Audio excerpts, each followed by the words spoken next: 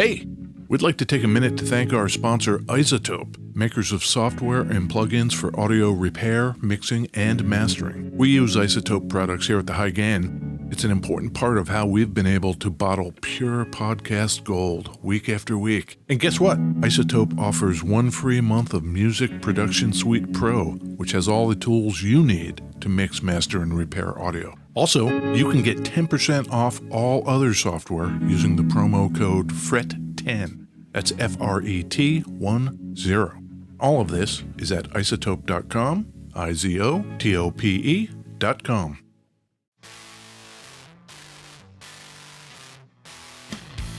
Hey, this is Ed Peterson. And this is John Kiltica, Ed. This, John, is the High Gain Podcast. The High Gain Podcast Father's Day edition. Happy Father's Day, John. Hey, thanks. You too, Ed. What are we going to talk about today? We're going to talk about guitars and the pickups they know and love. Okay, so not grandpa guitars. No. Okay, where are we recording at? We are in beautiful West Seattle, in the basement. In the basement. It's going to be like 80 today, maybe. Oh, man. Yeah. I heard the other day that Death Valley registered like 126 degrees. I have been reading more and more about how we're heading into mega drought. This year or in general? In general. And it just makes me think my plans of moving to a desert seem not the wisest. Ill-advised? Yeah, like maybe just stick it out for a couple years and enjoy the nice West Seattle desert, you know? It's kind of depressing while at the same time oddly satisfying to think, wow, is Seattle going to turn into some sort of crazy climate oasis? Oh, it's lovely and temperate in Seattle. I don't know if that's a good thing or not. Short term? Sure. John and Ed, we ain't got long to last, you know, so it's fine for us. But think of the kids, John. Think of the children. That's what I'm saying. That cheery note. Yeah. Pickups, huh? Yeah. That'll be cool. I've got a guitar today. Yeah. You might have noticed, or Yeah. maybe not, because you're colorblind. I'll just tell you right off the bat, it's red. Yeah. Just from where I'm sitting, you've got a brand new red chair. Yes, viewers will remember Ed bitching about my squeaky chair. Right. I did not get rid of it in any way to satisfy Ed. It actually broke. So I went on the old Craigslist, and very close to home, I found one and it's red. Yeah. Maybe the noises that chair was making was some sort of sign of things to come. Maybe you should look into, tightening some stuff up on that chair. Yeah. Nah. So we've got a guitar here. Yeah. It has one P90 pickup in it. John and Ed's wheelhouse, that seems pretty okay. Simple. Yeah. From Fender's new Noventa series, this is the Telecaster. You say you stand by your man. Tell me something I don't understand. You said you loved me, that's a fact. Then you left me, said you felt trapped. Well, some things you can't explain away, but the heartache's with me till this day. Stand by me, not at all. You can stand by me, no way. Beverages. Beverages. That's going to sound so good. Yeah. In the future times, flawless, John. Flawless. When this comes out in the wash, it's going to be squeaky clean. Yeah. Sometimes I play the beverage song, Mm-hmm. and if I do enough post, then the viewers don't have to know the degree to which I stank the whole joint up. Sure. We're about full transparency, Yes. so note to the future times, Oh. I stank the joint up on that one. Stand By Me. Is that the name of the song? Train in Vain Yes. by The Clash. Yes. Train in Vain. Do they say that in the song? The internet will help us. They never say. Yeah. Good sounding thing, huh? Yeah. What are you drinking, Ed? I have a cup of coffee in Oh. a Game of Thrones mug that John has here. And I've got juice, Ed, Yeah. tell me, Yeah. the juicing community, since you're now firmly ensconced, Yes. do they have juice holidays? I don't know, but Vicky prepared this for me, and it says Happy Father's Day on the lid Oh. of the juice beverage. Look at that. It's grapefruit, beet, the usual, kale. I don't think there's any big surprises in this. This juice is fantastic. I'm going a more pure route, 100% pineapple juice. Out of a bottle. Yes. More pure. Oh, yeah, probably more pure than yours. Yeah. Yeah. You don't know? I mean, I do know. I know exactly what is in mine. How do you know somebody didn't make this pineapple juice Yeah. using your machine Mm-hmm. and then just bottle it up at the factory? That I don't know. And because I don't know, I would never claim for it to be more pure. See? That's pretty good. Yeah. What about a cup of coffee? Of course, can't not have that. Yeah. Do I need to go buy beverages to mix this thing up? My juice game is strong, but it makes for a pretty... What's Ed having? Juice. I'm not going to tell you what to do, and I don't want to jeopardize your standing in the juicing community. Thank you, John. I mean, I understand you've paid dues. I'm not going to be the cause of you getting kicked out. Thank you, John. Ed, Yeah. I mentioned to you, this is part of Fender's new Noventa series. Yeah. Do you know what Noventa means? If I had to guess, I would think it's like an astronomy-ish, like star. That would be a guess. Well, that's a good guess. It's just not right. Sure. Noventa is Spanish for 90. Oh, okay.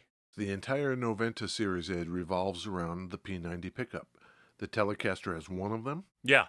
the Stratocaster has two, Mm-hmm. and the Jazzmaster has three. Just like a regular Fender line, the Stratocaster has 2 single coils and the Jazzmaster has 3 single coils. I Exactly. get it. It makes total sense. Consistency is their watchword. Okay. Yeah. Great. So I thought Ed Yeah. would go back in time and figure out what's so hot and special about the P90 anyway. Yeah. This Noventa guitar, Yes. I'm lukewarm on it. I picked it up, I played it. It plays great. I don't love the abbreviated pickguard. Yes. I don't really love the bridge. This is known as a cut bridge, Yeah, as if you took a pair of scissors and cut it down. exactly. I don't like those as much, just aesthetically. It's not a Tele. This is a Fender guitar. And we've had that discussion about like, oh, when other manufacturers start making a T shape Right. and then they do something just a little different and you're like, oh, why'd they do that? Fender also did the, oh, why'd they do that? If it's your design to begin with, it's yours. Do whatever you want. I guess. Doesn't mean anybody has to like it, Right. but it's yours to do with what you want. Sure. This goes way back to 1933. Okay, the P90. Yeah. Okay. At Gibson in Kalamazoo, Michigan, Mm-hmm. there's a janitor.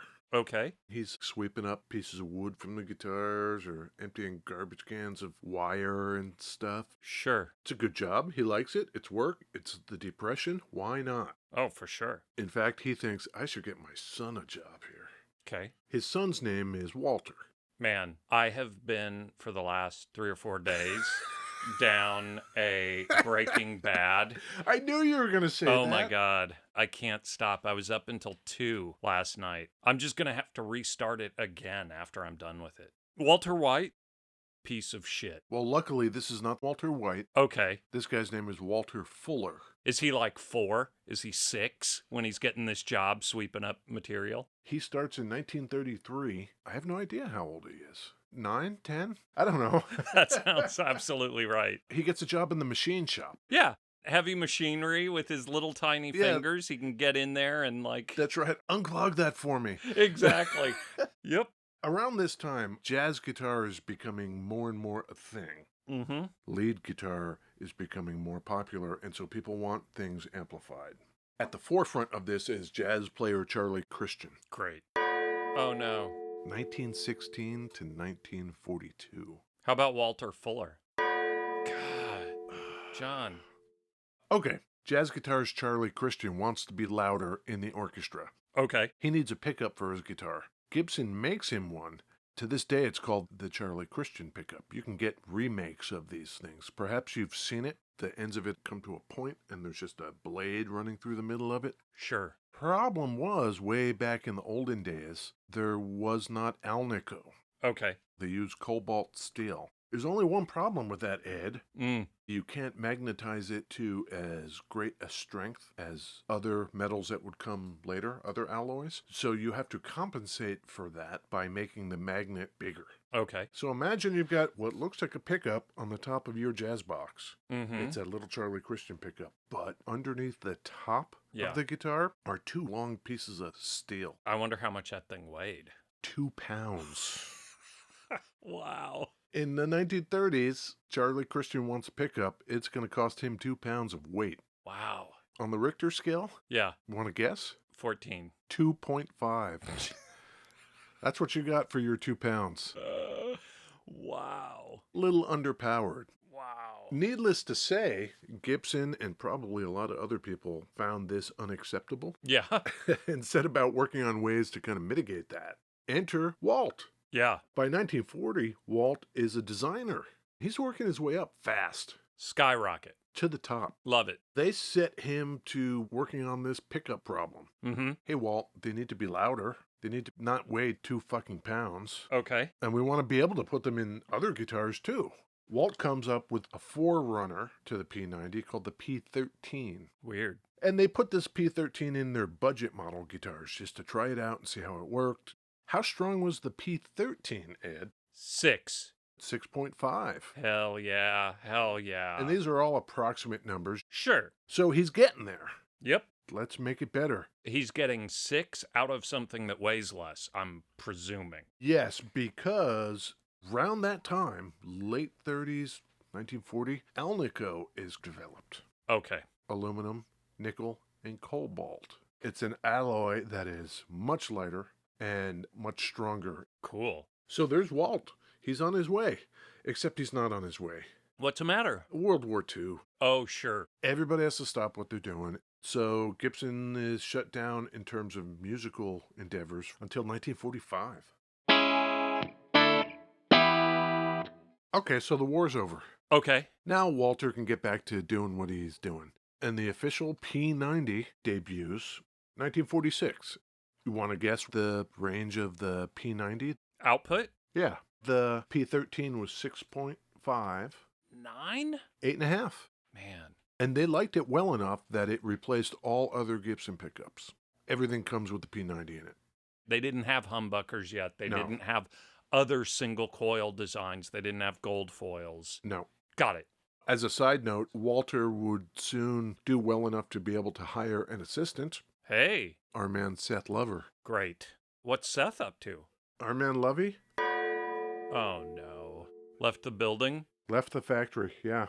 It is pretty cool how all of these people, they just keep weaving back Yes. in and out of the stories. Yeah. So the P90, Yeah. it comes out. It has adjustable pole pieces. Okay. The coil around it, as you can see just from looking at even this one, it's shorter and it's wider, as opposed to the little skinny guys that you might see in Fender Telecaster. What is the distinction between the pickup that's in like a Jazzmaster, which is not a P90? It is not. It is another type of single coil. Right. What makes that a single coil and this a P90? Well, a P90 is a single coil. The enclosure on a Jazzmaster looks very similar to the enclosure on a P90. Right. But the way the pickups are formulated in terms of type of magnet, type of pole pieces, type of wire, it's all different. Is it? Yes. Okay. Both fall under the general category single coil. Yeah. Okay. This is as mellow as this one gets. But at the same time, it's easier to drive. And I don't know if that's because the winding is so shallow or like it's easier to overload. It gets this real kind of barky, aggressive sound. Ripper. And that ripperage Yeah. is one of the reasons they ended up moving away from it at Gibson into the humbucker. It's nice and it's mellow, but it's got this kind of aggressive bark to it that our jazz cats aren't real into. Yeah.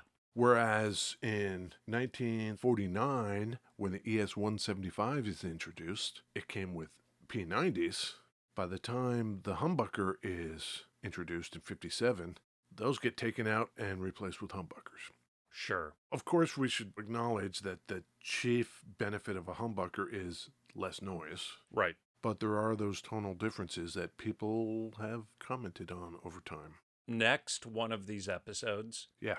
we just do the whole Fender Jazzmaster P90 deep dive because I'm still stuck on it. They seem so similar. Well, here's one difference. On Gibson's P90, Yeah. the pole pieces are made out of steel, Okay. and they're adjustable. Underneath those pole pieces is the magnet. So these pole pieces are sitting on the bed of magnet. Got it. As opposed to Fender, Mm-hmm. where the pole pieces are the magnets. Okay. That's interesting. Huh.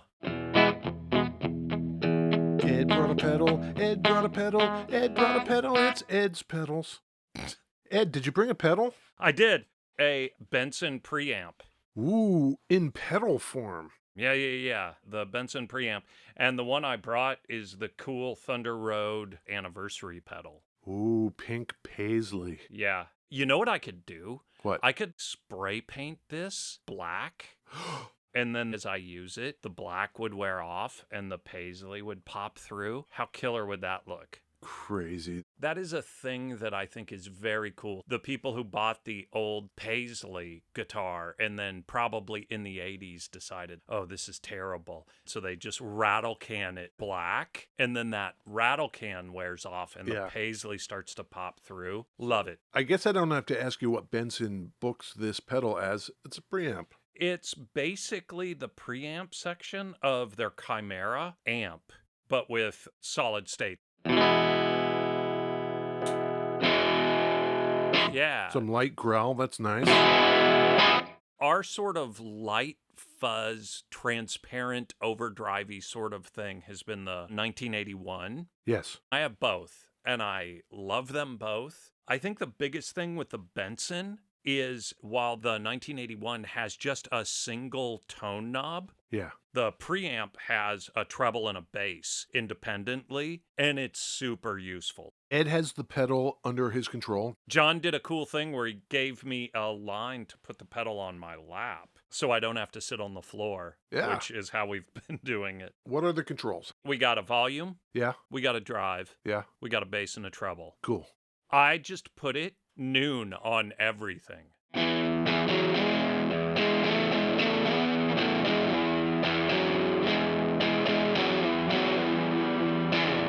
This is maybe a little more John style. Treble up, drive up, and bass down. Gonna put a little more bass into it.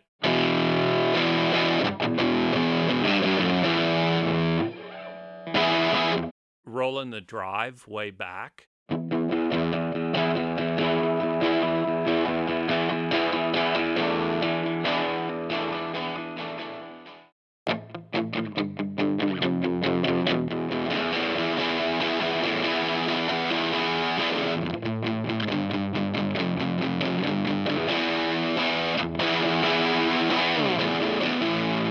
How about that? Is that the most extreme? That was drive pretty much dimed. Ah. Who wants this pedal, Ed? Oh man, I have this as the first step in my board. Oh. It's been the first step since I got it. And, you know, I'm not Mr. Blues Dad guy. Much. But you can get a ton of that creamy, you know? Like, God, I hate saying that. Does it have tone for days? Exactly. Having it first in your chain, are you on a mellower setting then? Usually, yeah. This is just a killer overdrive boost kind of pedal. Would you put this anywhere else in your chain? You know, I think drives up front is a pretty standard thing. Weirdos putting their delay and then an overdrive after the delay. How am I going to make a wall of shit that's going to annoy Ed just putting my pedals in the normal place? Right, no, yeah, that's not going to work.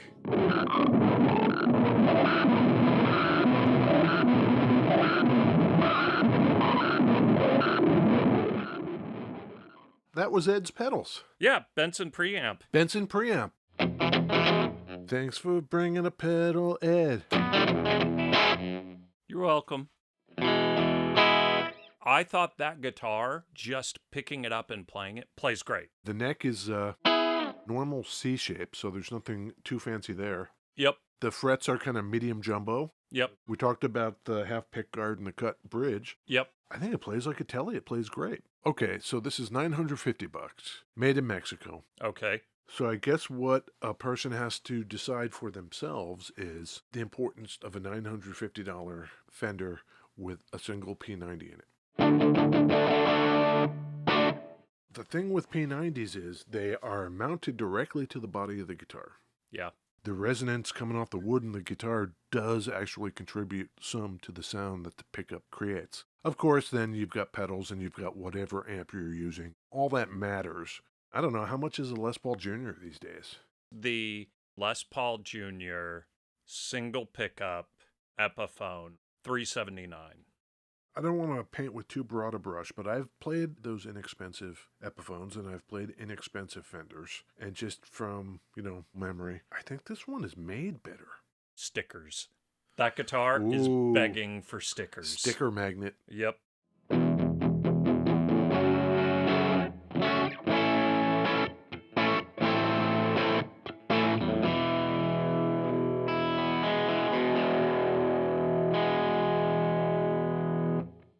I think it sounds pretty good. I'm going to have to give this a buy. Nah.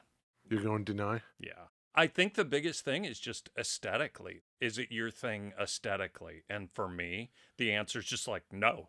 If they're going for the Les Paul Jr. market, I'd rather just have a Les Paul Jr.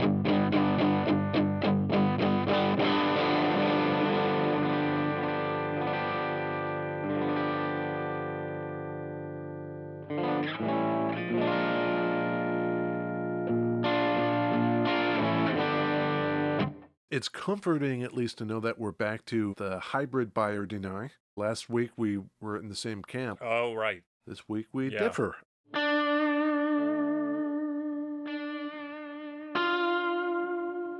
When did this thing come out? Month or so? Oh, really? It's brand new. It's brand new, yeah. Oh, cool. Well, there you go, viewers. I am wondering why Sweetwater, Yes. they get their Jazzmaster in inventory, take some pictures of it, Uh-huh. and they leave the weird plastic on the pickups. Viewers should go to Sweetwater and look at their dopey pictures because Ed doesn't like them. Yeah. But while they're there, where else should they go, Ed? They could go to thunderroadguitars.com and look at actual good pictures. That's right. They could go to our website and look at pictures of this Noventa Telecaster, thehighgain.com. Yeah. And those pictures will also probably be killer. They'll probably be of a superior quality, I would imagine. Yeah. As will the ones we put on Instagram. We're Yeah. at the High Gain there. Yeah. And from there, you can get our Linktree link that takes you to all the other places. Everywhere. All over the place. Cool. I think we did a great job today, John. I think it was fantastic, Ed. I like to end these things with a very positive self-affirmation and group affirmation. Yes. We did really, really good. I think so, Ed. I think I would grade you above reproach. Oh my gosh, that's fantastic.